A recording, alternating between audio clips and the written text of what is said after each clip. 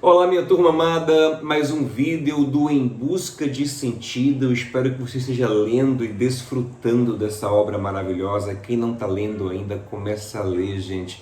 Estou recebendo feedbacks maravilhosos deste livro que é transformador, e os nossos vídeos aqui da mentoria te ajudam a aprofundar o conteúdo à luz da palavra de Deus. E hoje eu quero falar sobre expectativa, à luz do Em Busca de Sentido e, sobretudo, à luz da palavra de Deus. Algo muito importante.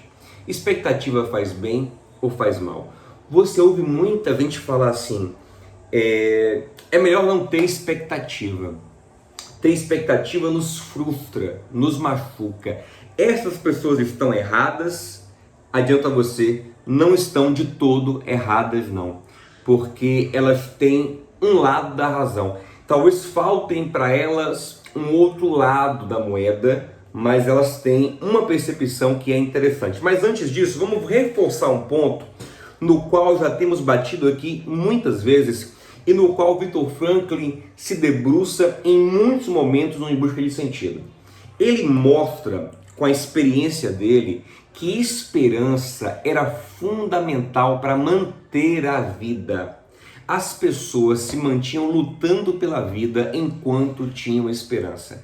A partir do momento que elas perdiam a esperança, perdiam o ânimo da alma e o corpo, consequentemente, entrava em colapso, já que eles viviam ali no limite entre a vida e a morte o tempo todo, comendo muito mal, dormindo muito mal.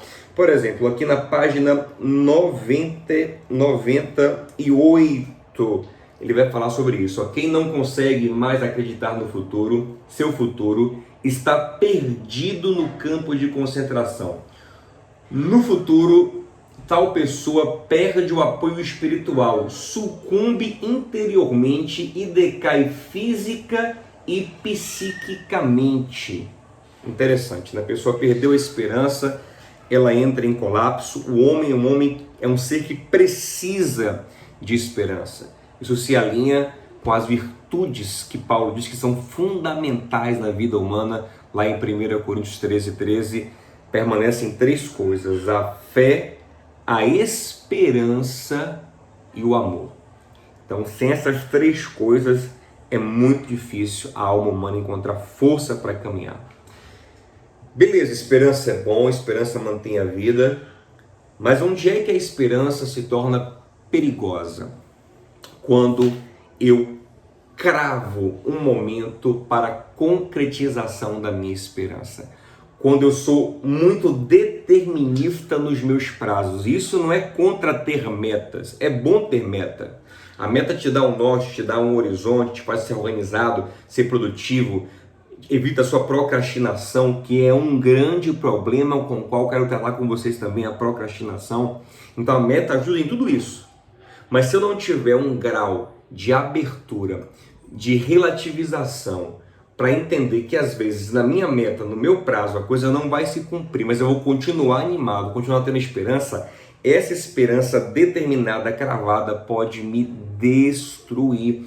E é o que Viktor Frankl fala aqui algumas vezes. Por exemplo, ele vai contar aqui pra gente, na página 99, o caso de um homem, um amigo dele lá, companheiro do campo de concentração, que teve um sonho que no dia 30 de março de 45 ele estaria livre.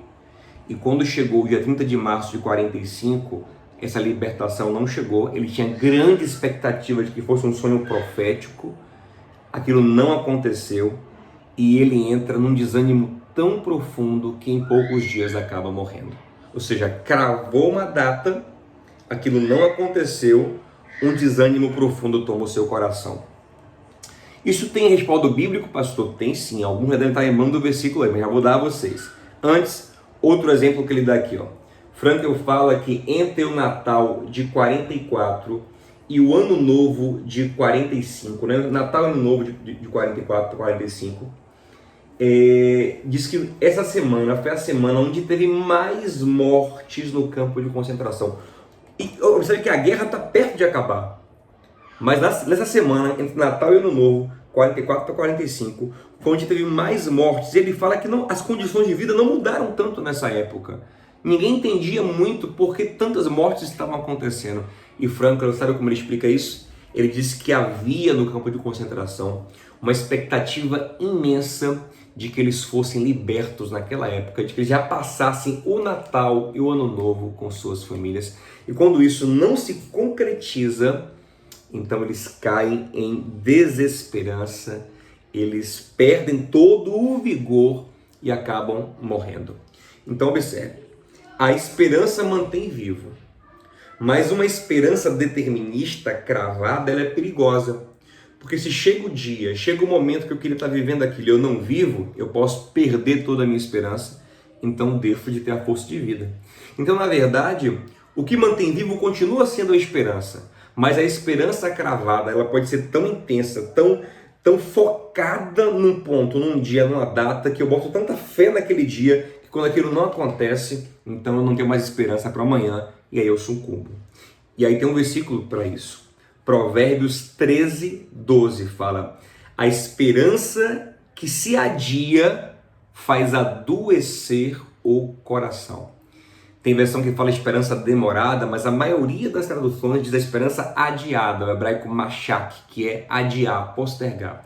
Você colocou muita esperança num ponto, e então você não cumpriu e acaba sucumbindo. Então, Diogo, qual é a forma certa de ter esperança? É a forma de Abraão.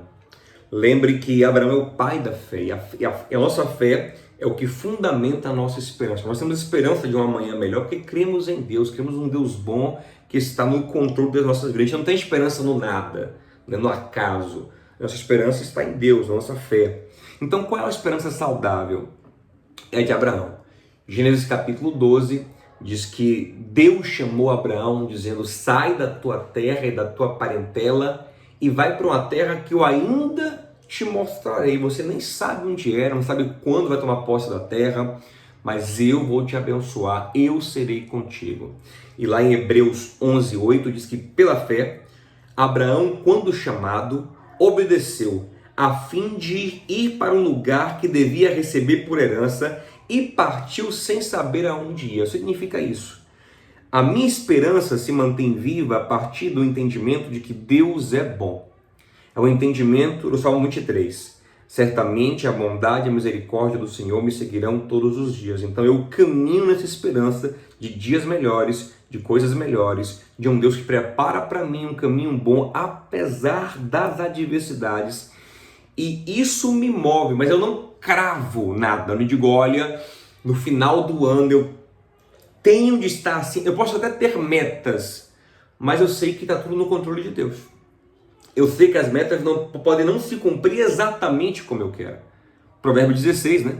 Você faz planos, mas consagra ao Senhor e o Senhor dá a resposta. Versículo 9, né? O homem prepara o seu caminho, mas o Senhor lhe dirige os passos. Então eu fico aberto, eu fico sempre na expectativa de coisas boas, porque Deus é bom, porque eu estou trabalhando também, estou semeando coisas boas, estou lutando por coisas boas, e eu crio expectativa de coisas boas.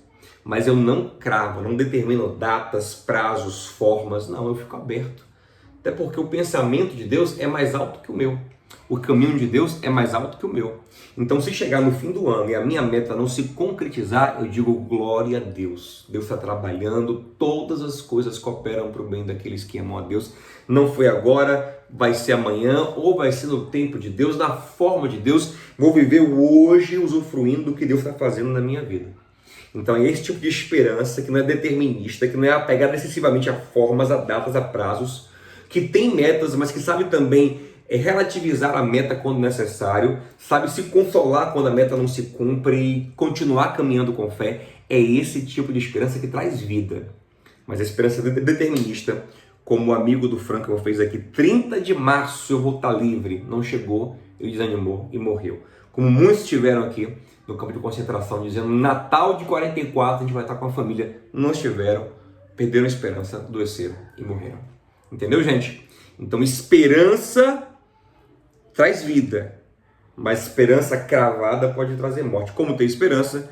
Ter uma esperança aberta às mudanças, às possibilidades diversas, sabendo que em tudo que acontecer, não importa o que vai acontecer, Deus está no controle, Deus é bom, continuamos firmes olhando para Ele, crendo na bondade dEle. Tá bom? Gente, estamos juntos. Vocês sabem que a partir do dia 4 de abril, se não me engano, depois da Páscoa, vamos mudar aqui o nosso processo e todo mundo vai ser incluído na mentoria nível 2 também. Vai ser tudo disponível para 2 e para 1 e o preço vai ficar R$ 14,90 para todo mundo. Então vai ficar bem acessível, bem legal, muito conteúdo novo. Estou preparando aí uma série de vídeos sobre o This Is Us, que é um seriado que é profundo para a gente viver nossa alma de maneira plena, para a gente pensar em família, relacionamentos. Vai ser bem legal, querendo o nosso bom Deus. Essa é a minha esperança, de que Ele faça coisas lindas aqui em nosso meio, mas na forma dEle. Eu estou aberto a Ele e glória a Ele por todas as coisas. Amém? Tamo junto, um beijo, shalom no seu coração.